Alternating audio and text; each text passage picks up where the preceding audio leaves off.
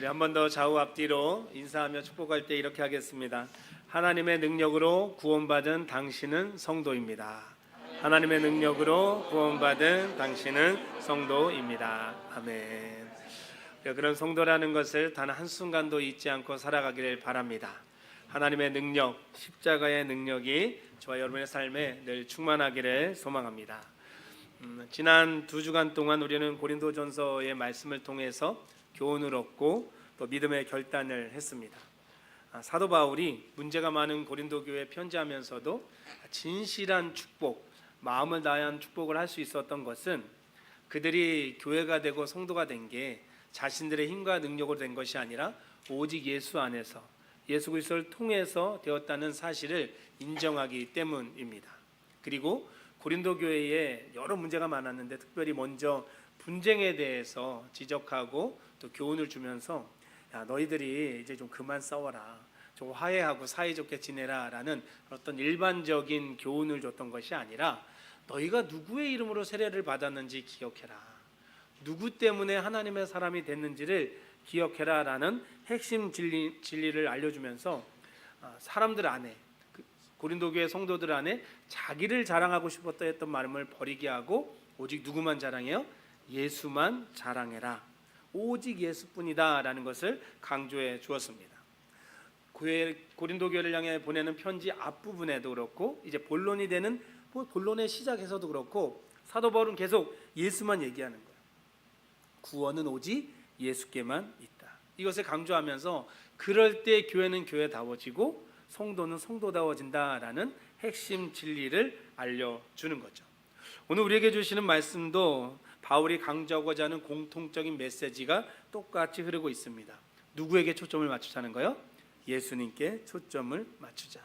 우리가 지난 2주간의 말씀을 더 마음에 바탕으로 삼아서 오늘 말씀을 또 단단히 붙들고 오직 예수님만 생각하고 붙드는 저와 여러분 되시기를 소망합니다. 우리 한번 저를 따라서 고백해 볼까요? 오직 예수로 살겠습니다. 오직 예수님만 붙들겠습니다. 아멘. 이 결단대로 살아갈 수 있으면 다 된 겁니다. 사도 바울은 오늘 본문에서 훨씬 더 노골적으로 얘기를 해요. 이렇게 해야 된다, 이게 틀림없다라고 강조하는데 그게 바로 오늘 본문 18절과 24절의 말씀이에요. 우리 18절부터 한번 같이 읽도록 하겠습니다. 시작.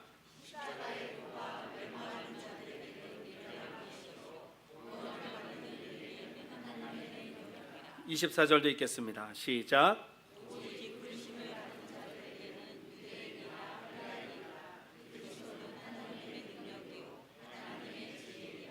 아멘. 이 두 구절 좀 달라 보이지만 사실 핵심 진리가 똑같이 흐르고 있는데 이거를 한마디로 합쳐서 정리하면 이렇게 될 것이에요. 같이 읽겠습니다. 십자가의 예수 그리스도는 하나님의 능력. 한 번 더 읽어볼까요? 십자가의 예수 그리스도는 하나님의 능력. 아멘.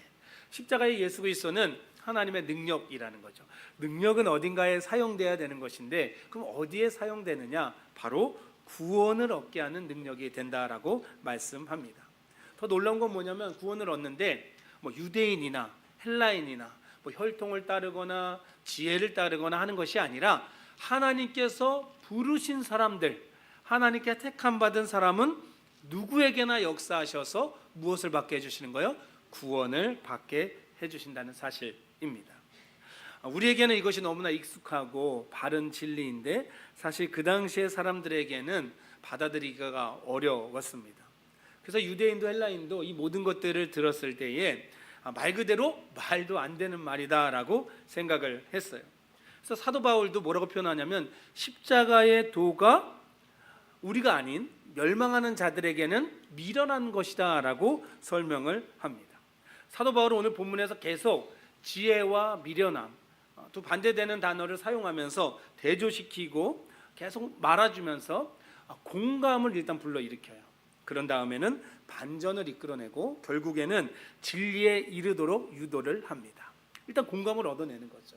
근데 이 공감이 사실 기분이 좋은 그런 공감은 아닙니다. 왜 그래요? 십자가의 도가 좋다라고 말하는 게 아니라 뭐라고 얘기해요? 미련하다라고 말하기 때문입니다.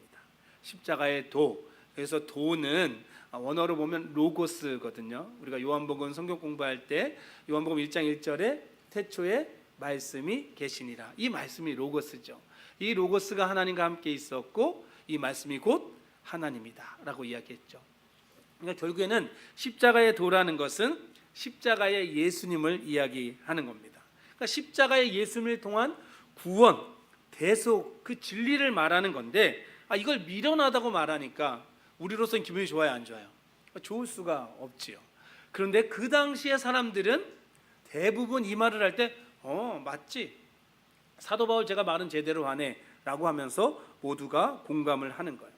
19절과 오늘 보면 20절에 보면은 그 당시에 지혜로운 사람, 총명한 사람들, 선비라고도 말하고 변론가라고도 말하는 사람들이 나오는데 이 사람들은 당시 고린도 사회를 좌우하는 핵심 가치를 지닌 사람들이었어요. 이 사람들이 그들이 볼 때는 이 십자가의 도가 너무나 미련한 거예요. 황당무계한 거예요. 어이가 없다라는 거죠. 왜 그렇겠어요? 십자가에 달리는 전에는 어떤 사람들이었어요? 죄인 중에도 괴수, 아주 악질인 사람들이 십자가에 달려서 죽는데 그 십자가에 달린 사람을 믿으면 뭘 받아요? 구원을 받는다. 그 십자가에 달린 사람을 쫓아가자라고 말하니까 이런 말도 안 되는 소리가 어디냐, 이건 완전 허튼 소리다 라고 말할 수밖에 없다는 거죠.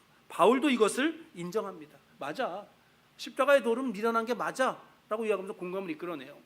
그런데 바울이 굳이 왜 이렇게 할까? 굉장히 똑똑한 사람인데 얼마든지 미련하다라고 노골적으로 말하지 않고 돌려가면서 잘 설명을 해줄 수 있고 사람들 믿게 만들 수 있을 것 같은데 그는 그러지 않거든요. 그냥 적나라하게 노골적으로 날것의 복음을 전해버리는 거예요. 그럼 우리는 어때요? 옆에서 볼 때 이래서 사람들이 믿겠나, 받아들이겠나, 이러면 안 믿을 텐데 라는 생각이 들죠. 바울도 똑같은 생각을 했어요. 바울이 어떤 마음을 먹었냐면 우리 22절과 23절 말씀 한 목소리로 같이 읽겠습니다. 시작.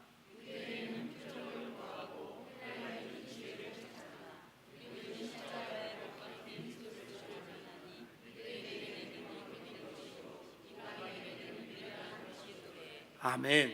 이 십자가의 도가요, 유대인들에게는 어떻다고요? 거리끼는 게 된다는 거예요. 헬라인들에게는, 이방인들에게는 미련한 것이 된다라고 말합니다.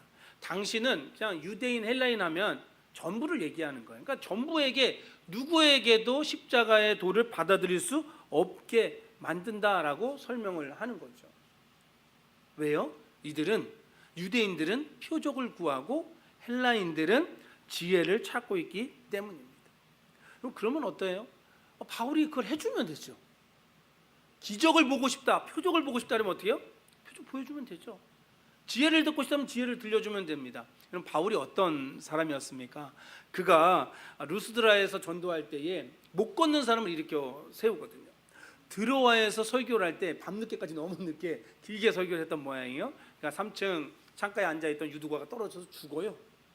사람들이 다 놀랬겠죠. 그때 바울이 그를 살려냅니다. 죽은 자를 살려냅니다. 이거보다 놀라운 기적이 어디 있겠어요?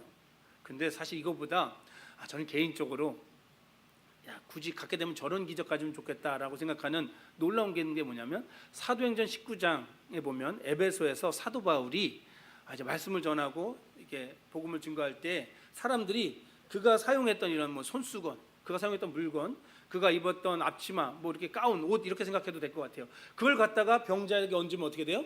사람이 나아요. 옷을 덮어놓으면 귀신이 쫓겨나요. 이거 엄청난 것 아닙니까? 이 정도면 바울은 무슨 기적의 끝판왕 같다라고 말해도 틀리지 않을 것 같아요. 그러니까 그거 보여주면 돼요. 얼마든지 기적을 행할 수 있는 사람이니까 기적을 보여주면 되는데 그렇게 안 해요. 그럼 지혜는 어때요? 바울 엄청 지혜로운 사람입니다. 사도행전 17장에 보면 그가 아테네에서 아레오바구에서 그 당시 최고의 석학이라고 하는 소피스트들과 철학적 논쟁을 하거든요. 네가 똑똑하냐 내가 똑똑하냐 이제 싸우는 거예요. 변론을 하는데 누가 이겨요? 바울이 이깁니다. 그 똑똑한 사람들이 여러 명 붙어갖고 말로 논쟁을 하는데 바울이 이기는 거예요. 오죽하면 그 말 잘하는 사람들이 바울을 향해서 저 말쟁이다라고 표현할 정도니까 그가 얼마나 똑똑했는지를 알 수 있는 거죠. 그러니까 바울은 지혜를 원하면 그래 지혜로 설명해 줄게, 기적을 원해 기적을 보여줄게, 이럴 수 있거든요. 그런데 그렇게 하지 않는 거예요. 유대인이 원하는 표적을 보여주지도 않고 헬라인이 원하는 지혜를 보여주지도 않습니다. 왜 그럴까요? 왜 그럴까? 이거 보여주면 금방 믿을 것 같은데 왜 그럴까라는 생각이 드는데요. 그들이 다른 걸 구하는 것 같잖아요. 표적을 구하고 지혜를 구하니까. 하지만 핵심 생각은 똑같아요. 뭐냐면 나를 납득시켜라. 나를 납득시켜라. 그러면 네가 전하는 것을 믿겠다라고 이야기하는 거예요. 그러면 이 사람들이 정말 표적을 못 봐서 못 믿을까요? 지혜가 없어서 못 믿을까요? 아니요. 예수님께서 행하셨던 놀라운 기적이 너무 넘쳐납니다. 예수님이 보여주던 지혜가 넘쳐납니다. 그런데 그들은 받아들이지 않아요. 믿지 않습니다. 그들이 믿고 싶어서 요구하는 게 아닌 거예요. 그들이 믿겠다라는 거짓 명제를 가지고 나를 만족시켜라. 내 기준과 내 욕망에 맞는 것을 해내면 그 하나님을 내가 받아들이겠다는 거예요. 자기중심적이고 마치 우상 숭배하듯이 그렇게 하나님을 믿겠다라고 하는 거죠. 그래서 바울이 하지 않는 거예요. 오늘 설교 제목이 답정너죠. 이게 뭔 말인가 싶으신 분들도 있을 텐데 줄임말이에요. 답정너가 뭐냐면 답은 정해져 있으니 너는 대답만 하면 돼라는 거예요. 답은 이미 정해져 있다라는 거죠. 예를 들면 여자친구나 아내가 미용실에 갔어요. 염색을 하고 왔습니다. 펌을 하고 왔어요. 파마를 하고 왔어요. 그리고 남자친구나 이 남편에게 물어보는 거죠. 자기야, 오늘 염색 어때? 색깔이 생각보다 좀 그렇지. 너무 빨간가? 이렇게 얘기하면 또 펌이 이게 너무 꼬불꼬불하지. 라면 같지. 그럼 어떻게 대답해야 돼요? 그래, 맞아. 잘못됐다 오늘. 야, 미용실 문제가 있네. 야, 진짜 라면보다 더 꼬불하다. 큰일 났다. 이렇게 말하면 어떻게 됩니까? 내일부터 밥 못 먹는 거예요. 이러면 이제 구박등이 되는 겁니다. 여러분, 이런 질문을 했을 때 뭐라고 대답해 줘야 되는 거예요? 염색이 내가 볼 때 별로인 것 같아도 이뻐. 잘 어울려. 파마가 너무 꼬불꼬불해도 이뻐. 진짜 잘 어울려. 이렇게 대답을 해줘야 되는 거죠. 답은 정해져 있는 거거든요. 제가 사회에서 일할 때 점심시간이 되면 제일 싫은 게 있었어요. 사장님이 이렇게 꼭 물어봐요. 신동관 씨 오늘 점심 뭐 먹고 싶습니까? 그러면 저는 저 오늘 제육볶음 먹고 싶습니다. 그러면 설렁탕 먹어요. 다음날 됐어요. 오늘 점심 뭐 먹고 싶습니까? 저 오늘도 제육볶음 먹고 싶습니다. 칼국수 먹읍시다. 그 왜 물어보는 거예요? 지 맘대로 할 거면서. 아니 답을 다 정해놓고 왜 물어보는지 정말 이해가 안 되는 거죠. 이 정도야 그래도 돈도 벌고 먹을 거 주니까 어때? 라고 먹으면 돼요. 근데 이 정도가 아니라 정말 내 인생의 핵심 가치를, 내 삶을 흔들어 놓을 만한 것들을 물어봤는데 답이 정해져 있고 그게 틀리다라고 하면 우리가 얼마나 싫겠어요. 대꾸하고 싶지도 않겠죠. 사도 바울이 이런 거예요. 유대인들이 표적을 요청해요. 지혜를 달라고 해요. 근데 그들이 믿으려고 하는 게 아닌 거예요. 내 마음에 드는 걸 가져와 봐라. 내 마음에 드는 걸 설명해 봐라. 그러면 내가 믿겠다. 그러니까 사도 바울이 그거를 하지 않겠다라는 거죠. 제가 청년부를 사역하면서 마음이 아프고 답답할 때가 여러 번 있는데 그게 뭐냐면 청년들이 목사님 하나님이 어떤 분인지 알고 싶어요. 하나님을 알려주세요. 하나님 보여주세요 라고 요청할 때요. 요청하는 것만 보면 너무 예쁘지 않아요? 얼마나 기특해요. 하나님 알려달라고 하는데, 하나님 보여달라고 하는데. 그런데 그런 친구들과 여러 번 대화를 하면서 느끼는 건 뭐냐면 얘가 믿고 싶어서 물어보는 게 아니구나. 진짜 알고 싶어서 물어보는 게 아니구나. 이미 다 정해져 있어요. 자기 안에. 이러이러해서 나는 믿을 수 없고 당신이 설마 이걸 깨트릴 수 있을까라고 묻는 거예요. 주일날 교회를 못 오는 친구들이 아르바이트를 하면서 힘들게 사는 친구들도 있어요. 그럼 그 친구들이 이 어려움을 막 호소하면 막 마음이 속상하고 막 이러니까 로또를 굉장히 많이 사봤어요. 아주 많이까지는 아니지만 계속 사면서 하나님 이 로또 맞으면 제가 저를 위해서 한 푼도 안 쓰고 주일날 일하는 청년들에게 다 나눠주겠습니다. 그래서 교회 올 수 있도록 만들겠습니다. 맞았을까요? 안 맞았을까요? 한 번도 안 맞았어요. 그때는 왜 안 맞아주실까 생각했는데 지금 생각하니까 너무 감사한 거죠. 여러분 그때 만약에 로또 맞아서 제가 청년들에게 돈을 지급해 줬으면 그 친구도 예배 드렸을까요? 한두 번은 했겠죠. 한두 번은. 하지만 분명히 또 예배 자리에 없을 겁니다. 내가 하나님을 믿고자 하는 노력으로 하고 있는 건지 그 열심인지 아니면 믿지 않으려는 노력인지를 우리가 잘 판단해 봐야 하는 거죠. 사도 바울이 볼 때는 그렇지 않았던 거예요. 여러분, 정말 놀라운 건 뭐냐면 바울이 이 메시지를 교회 밖의 사람들에게 하고 있는 게 아니라 교회 안에 고린도 교회 성도들을 향해 던지고 있다는 거예요. 그럼 고린도 교회 성도들이 남들이 볼 때는 우리보다 어쩌면 더 훌륭해 보일 수도 있어요. 그 사람들 우리보다 더 열정적으로 예배드리고 우리보다 더 많은 은사를 가졌을 거예요. 그리고 더 열심히 봉사했을 겁니다. 아주 경쟁도 치열했거든요. 그런데 그들을 향해 이 얘기를 외치는 거예요. 스스로 나는 이미 성도라고 생각하는데 그들을 향해서 사도 바울이 얘기하는 거예요. 십자가의 도가 너희들에게 미련한 것 아니냐. 너희가 원하는 것이 예수 그리스도 복음의 진리가 아니라 내 욕망, 내 욕심에 끼워 맞추는 그런 것을 원하는 것이 아니냐라고 사도 바울이 꼬집고 있는 거죠. 그것은 틀렸다, 이것은 맞지 않다라고 이야기하는 거예요. 하지만 아무리 얘기해도 이 전하는 사람과 받아들이는 사람의 이 갭이 너무 큽니다. 복음이 받아들여지고 구원이 이루어질까라는 회의가 들죠. 이게 의미가 있을까? 이렇게 차이가 많이 나는데 전원들 이게 가능할까? 이게 복음 전하는 거 의미 없는 것 아니야? 정말 왜 이러지? 라는 생각이 들 거예요. 그때 우리 안에도 그런 마음이 들 때 본문 21절의 말씀을 기억하시기 바랍니다. 우리 한 목소리로 읽겠습니다. 시작.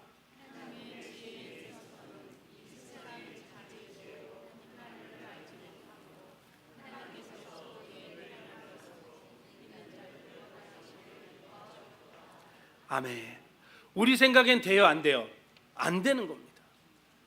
당연히 요구하는 게 다른데 다른 걸 주니 안 되는 거죠. 안 됩니다. 그런데 돼요. 누구로 되는 거예요? 하나님으로 되는 거예요. 하나님이 하시는 거예요. 전도에 미련한 것으로 믿는 자들을 하나님께서 구원하시기를 기뻐하신다는 거예요. 물론 여기서 우리가 전도에 미련한 것이라는 부분을 조금 수정하고 갈 필요가 있습니다. 전도에 미련한 것 하니까 전도 자체를 미련하다 라고 여길 수 있는데 결코 그 말이 아닙니다. 세번역과 쉬운 성경을 보면 금방 이해하실 수 있는데 세번역에는 전도에 미련한 것을 이렇게 말하고 있어요. 어리석게 들리는 설교를 통하여. 쉬운 성경에는 우리가 전하는 어리석어 보이는 말씀 선포로. 그러니까 전도 자체가 틀렸다라는 게 아니에요. 전도하면서 우리가 누구를 얘기해요? 예수를 얘기하죠. 하나님 나라를 얘기하죠. 근데 사람들이 듣기에는 이게 너무 어리석어 보이는 거예요. 왜? 하나도 받아들이지 않으니까. 하지만 그 어리석은 것처럼 보이는 그것을 통해서 하나님이 역사하시는 줄 믿으시기 바랍니다. 우리가 이제 따뜻한 3월이 되면 또 다시 전도팀이 나가서 전도를 할 것인데 우리가 작년에 전도팀을 발족해서 전도하면서 결정한 게 하나 있어요. 다른 건 몰라도 이거는 하자. 이거 봐주세요. 이거 봐주세요. 한번 읽어보세요. 이게 아니라 어려워도 예수 믿고 천국 가세요. 이게 길면 예수 믿으세요. 이게 복음입니다. 그 사람도 이게 달콤한 게 아니라 뭐 이런 말을 해 라고 하고 욕먹을지 몰라도 예수에 대해서 이야기하는 것, 예수에 대해서 선포하는 것, 이것이 전도고 우리가 볼 때는 아무 효과가 없을 것 같지만 하나님께서는 그것을 통해서 역사하시는 줄 믿습니다. 이게 어떻게 될까? 이게 어떻게 될까? 잘 이해가 되지 않거든요. 그런데 숭실대학교에서 성서학을 가르치시는 우리 권영경 교수님이 오늘을 위한 고린도전서라는 책을 내셨는데 거기에 이 21절 말씀을 풀어서 어떻게 하나님이 구원을 일으키시는지를 설명을 해주는데 이렇게 설명하고 있어요. 이 터무니없음, 그러니까 복음이라는 거죠. 사람들이 들을 때 이 터무니없음의 걸림돌과 부딪히면서 복음에 대한 참된 들음이 이루어지기 때문이다. 너무 멋있는 설명이고 표현이죠. 복음을 증거해요. 예수님에 대해서 얘기해요. 하나도 받아들여지지 않아요. 거치는 거예요. 걸려 넘어지게 만드는 것 같아요. 그런데 걸리고 부딪히면서 결국에는 복음에 대해서 참된 뭐가 생긴다고요? 들음에서 뭐가 나는 거예요? 믿음이 나는 거죠. 하나님께서 그렇게 믿음으로 역사해 주신다라고 말씀하십니다. 우리의 상식, 우리의 이성, 우리의 철학을 다 뛰어넘는 하나님의 능력, 하나님의 지혜, 십자가의 능력이 바로 우리를 구원하여 주시는 줄 믿습니다. 이제 말씀을 맺겠습니다. 사랑하는 성도 여러분, 세상 사람들은요, 세상 사람들만이 아니라 교회 안에 있지만 진짜 믿음이 없이 종교인에 가까운 사람으로 살고 있는 사람들에게는 하나님을 향해서도 답정너가 있어요. 답정너. 답은 정해져 있어요. 하나님 대답해 주시면 돼요. 답은 정해져 있어요. 하나님 해주시면 돼요. 하나님, 내가 원하는 돈 주세요. 하나님, 내가 원하는 성공 주세요. 하나님, 내가 원하는 행복 주세요. 그럼 내가 하나님 믿을게요. 근데 하나님은요, 그런 우리에게 똑같이 답정너로 다가오시는 거예요. 답은 정해져 있다. 너는 부딪히기만 하면 된다. 너는 듣기만 하면 된다. 너는 믿기만 하면 된다 말씀하십니다. 오직 예수, 십자가의 예수 그리스도를 통해서만 구원받는다는 사실을 확신하며 고백하는 저와 여러분 되기를 소망합니다. 종교적 행위가 아니에요. 나를 위해 십자가를 지신 예수님의 고통이 생생하게 느껴져야 됩니다. 그래서 내가 죄인임을 고백하고 남김없는 회개를 통해서 성령님의 감동과 도우심 속에 예수님을 인격적으로 만나게 될 때 진짜 그리스도인이 됩니다. 이 말씀이 여러분들에게 거치는 것이 될 수 있겠지만, 우리가 예수님을 믿는다고 하면서도 아직 주님 앞에 나의 죄를 가지고 제대로 회개해 본 적이 없다면 우리는 어쩌면 아직 진짜 성도가 아닐지도 모릅니다. 방법은 달라요. 어떤 사람은 막 땅을 두드리면서 대성통곡하면서 회개하겠죠. 어떤 사람은 가슴만 칠 수도 있어요. 어떤 사람이 올 때는 아무것도 안 하는 것 같지만 마음속으로 가슴을 찢어지며 회개하는 사람이 있어요. 자, 방법은 다를지 몰라도 누구나 다 예수 그리스도의 십자가 앞에 서게 되면 나의 죄를 회개할 수밖에 없어요. 그 죄를 회개하게 되면 성령을 선물로 받고 예수님과의 귀한 사귐을 갖게 되어 구원 가운데로 나가게 된다는 것을 믿으시기 바랍니다. 십자가는 거치는 거예요. 걸리는 거예요. 걸림돌이 됩니다. 그래서 자꾸 걸리니까 가기 싫어질 수 있어요. 부딪히기 싫을 수 있습니다. 여러분, 그래도 계속 복음 앞에, 십자가 앞에, 예수님 앞에 나아가시기 바랍니다. 여러분들 가정 가운데, 여러분들 직장 가운데 주변인들에게 복음을 전하고 있으세요? 근데 아무 효과도 나타나지 않는 것 같고 오히려 거치는 게 돼서 멀어지는 것 같아서 내가 이제는 예수님 얘기하지 말아야겠다. 하나님 나라는 얘기하지 말고 그냥 빵이나 사줘야겠다. 밥이나 사줘야겠다. 이런 생각 갖고 계세요? 아주 나쁘다고 할 수는 없겠지만 여러분, 언제나 우리의 입술을 통해서 나와야 되는 것은 예수 그리스도, 하나님의 능력, 십자가의 능력, 하나님 나라의 평화임을 믿으시고 선포하시기 바랍니다. 우리는 못합니다. 사람은 할 수 없으되 하나님은 다 하실 수 있습니다. 하나님이 하시는 거예요. 우리는 십자가 앞에 나아가면 됩니다. 십자가의 능력을 붙잡고 하나님의 능력을 붙잡으면 됩니다. 이 하나님을 신뢰하며 십자가의 도가, 십자가의 예수 그리스도가 구원을 받는 우리에게 하나님의 능력임을 날마다 고백하고 전하는 믿음의 사람, 바로 저와 여러분이 되시기를 주님의 이름으로 축복합니다. 우리 주신 말씀 기억하면서 함께 찬양하기를 원합니다. 다른 것이 아닙니다. 오직 십자가, 오직 예수, 오직 하나님을 바라볼 때 구원이 일어납니다.